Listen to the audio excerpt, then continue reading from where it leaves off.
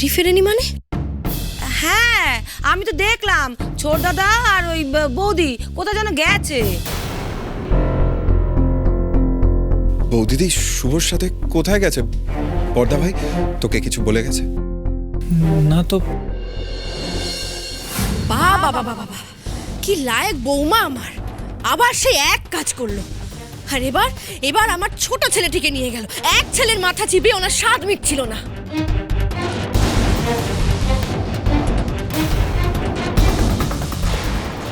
ও মাসি, ওই দেখো তোমার বৌমা চলে এসেছে গো।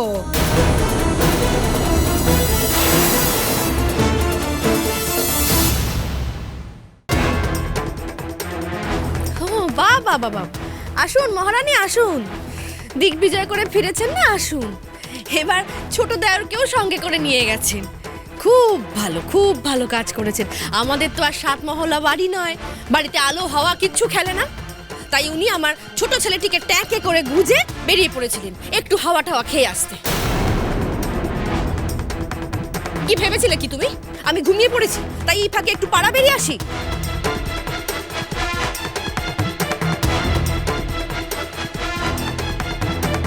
তুমি কেন এটা করলে? কেন কাউকে না বলে এইভাবে বেরিয়ে গেলে?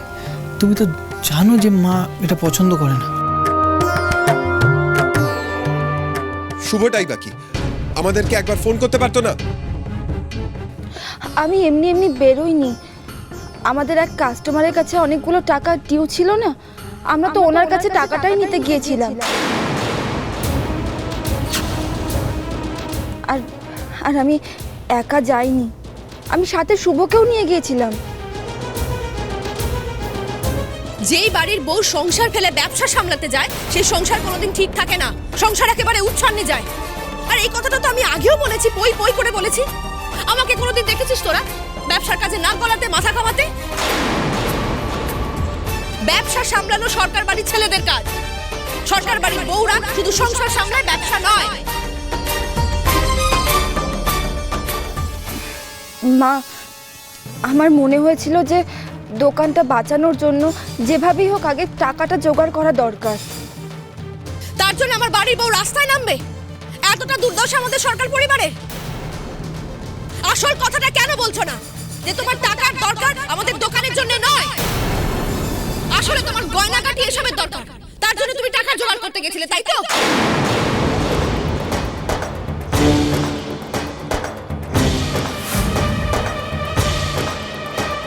মানে এটা তুমি কি বলছো মা? ন্যাকা সেজো না, তোমার চালাকি আমার সব বোঝা হয়ে গেছে। তুমি এমন ভাবে দৌড়াদৌড়ি করছো যেন দোকানের জন্য টাকা জোগাড় করতে যাচ্ছ। আসল কথাটা হচ্ছে আমার ছেলেকে চাপ দিয়ে তুমি গয়নাগাটি চাও, এইসব করতে যাচ্ছ। গয়না? কই না তো। না তো আমি ভুল কথা বলছি, আমি মিথ্যা কথা বলছি? কি এটা?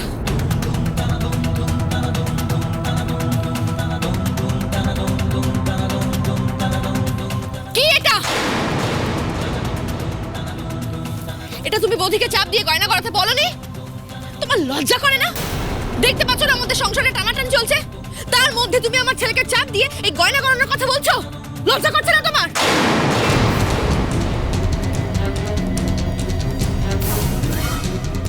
তোমাকে আমার সংসারে পা দিতে দেওয়াটাই আমার কাজ হয়ে গেছে।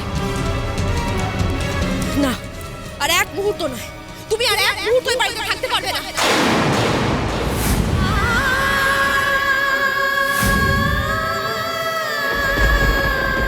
তুমি এই মুহূর্তে বাড়ি থেকে বেরিয়ে যাবে, এই মুহূর্তে বেরিয়ে যাবে।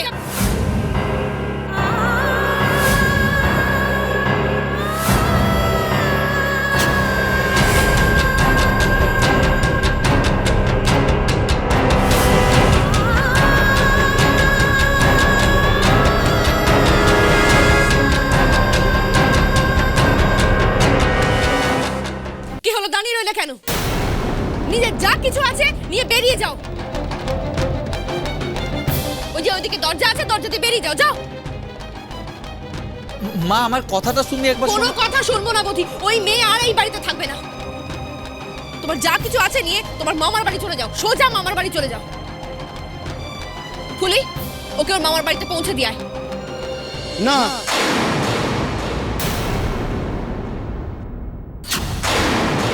ভাগ্যশ্রীদি কোথাও যাবে না।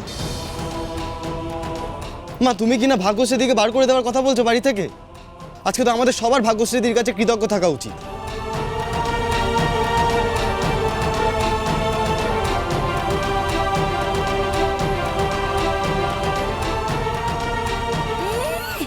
বাবা মাসি দেখেছো কি একটু বাড়ির বাইরে গেছে নতুন বউয়ের সাথে, ছোট দাদার মাথাটা তো পুরো চিবিয়ে খেয়েছে গো। কি সাংঘাতিক মেয়ে মানুষের সুনিধি, বাবা। থামো, এবার অনেক হয়েছে। মাকে আর উস্কাবে না, কিন্তু আমি বলে দিচ্ছি, তোমার যা টাকা পাও না তুমি কালকে এসে নিয়ে নেবে, আমি দিয়ে দেবো তোমায়। তুমি আমাদের বাড়ির কোনো কিছুর মাঝখানে আর থাকবে না, যাও।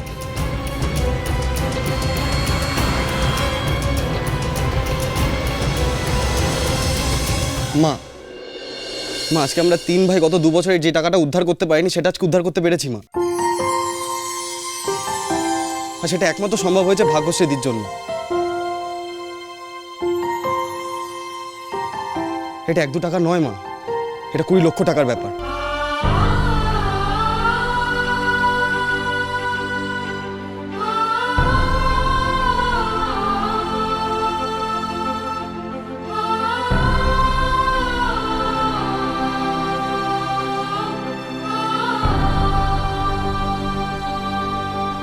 কি বলছিস তুই শুভ? টাকা? হ্যাঁ বর্দা ভাই, 5 লাখ টাকা রজত রায় দিয়েছে।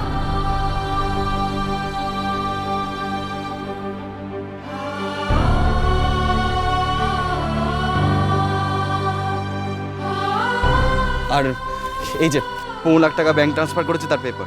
হয়তো 1-2 ঘন্টার মধ্যে তোর ফোনে মেসেজও ঢুকে যাবে।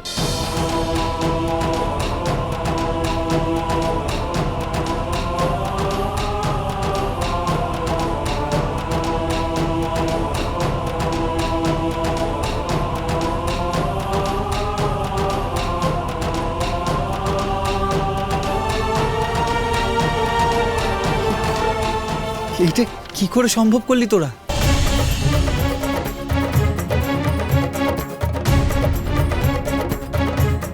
লক্ষ্মী স্টোর্স আপনার কাছে যে 20 লক্ষ টাকা পায় সেটা আপনি কবে রিপেমেন্ট করবেন? আপনাকে আমি সন্ধ্যে 6:30 অবধি সময় দিলাম। ঠিক তার মধ্যে যদি লক্ষ্মী স্টোর্সের অ্যাকাউন্টে পুরো টাকাটা না ঢোকে, আমি আবার আসব পুলিশ সাথে। ঠিক আছে, দেখুন আমার কাছে তো অত ক্যাশ নেই, 1,05,000-এর মতন আমি দিয়ে দিচ্ছি, আর বাকিটা পরে অনলাইন আজকে ট্রান্সফার। সন্ধে মানে আজকে সন্ধেই আমি ট্রান্সফার করে দেবো অনলাইনে। মানে এই তো বলেন আপনার কাছে ক্যাশ আছে, সেটা অ্যাটলিস্ট দিয়ে দিন। আচ্ছা,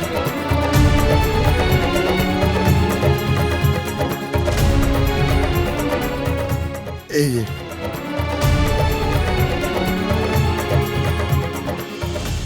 আর এটা ওই ট্রান্সফারের প্রিন্ট আউট।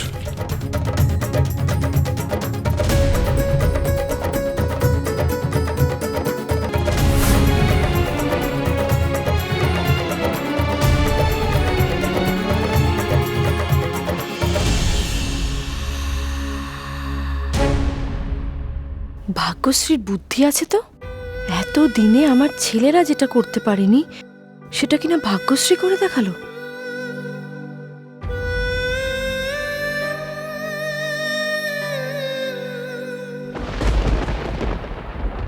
আর এই গয়নাটা?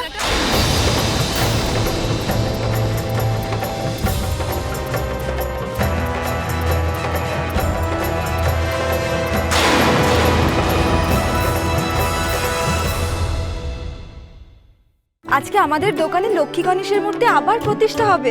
রূপকোটে টাকা ডিপোজিট করে দিয়েছে, আজ দোকানের তালা খোলানো হবে।